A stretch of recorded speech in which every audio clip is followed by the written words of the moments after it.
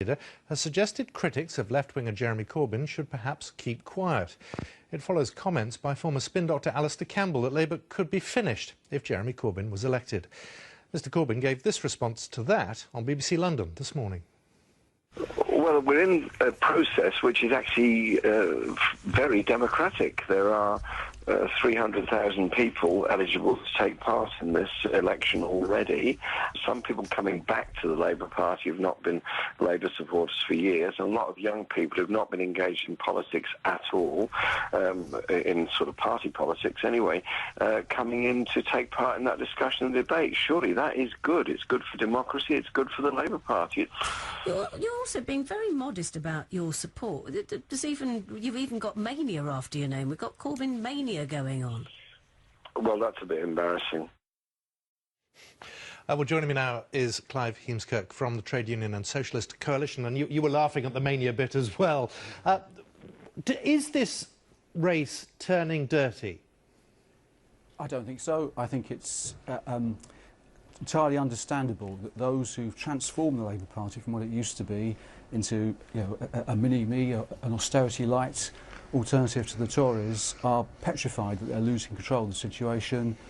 Jeremy Corbyn has changed the terms of political debate by his campaign. We're talking about public ownership, abolishing tuition fees. It's a big step forward, and I think that the right wing of the Labour Party, the pro-market wing of the Labour Party, are very, very frightened indeed.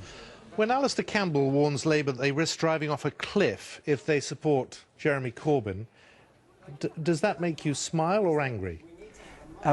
He's just totally wrong. He totally misunderstands the mood in society. It's based on this idea that there's support out there for austerity. I've been in different interviews. People have said to me, Jeremy Corbyn couldn't possibly win.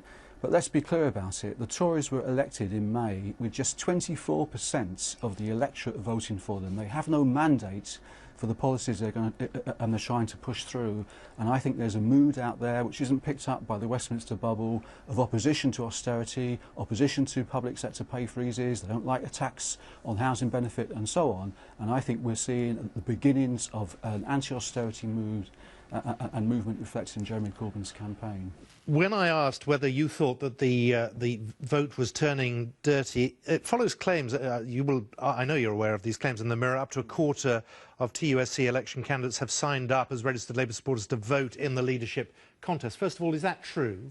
No, it's not. As far as I'm aware, we have not encouraged our members to sign up into this leadership election, because we actually welcome the support that Jeremy Corbyn is achieving, and we don't want to hand any weapon whatsoever to the Labour right wing, the pro-market wing of the Labour Party, who will use any opportunity they can to get a legal challenge to the results. So we're not encouraging our members to participate in this election. Just so I can clarify, are you aware of any members of your party who have joined the Labour Party in the last few weeks in order to vote? TUSc, the Trade Unionist and Socialist Coalition, was set up by Bob Crow in 2010, and it is what it says it is. It is a coalition, and it does, for example, include officially the RMT, Transport Workers Union, who've supported TUSc for the last 4 years at their Congress. But they also, they have their own independent position as well. They're part of TUSc, but they, for example, have given £25,000 to Jeremy Corbyn's campaign. I think you can chew gum and walk in a straight line at the same time. You can support Jeremy Corbyn's campaign, but also see that we need to have the possibility of an anti-austerity alternative on the ballot paper as well. So is Tom Watson right in saying, look, frankly, everybody who's criticising anybody at the moment should just shut up? I suppose he is. I mean, the main point, the main point is this is a real tapping into a mood of anti-austerity in Britain, and I think it's exciting to watch. Clive Heemskerk, it's great of you to join us. Thank you very much for your time. Great. Well, as we've been hearing, Morrisons say they'll launch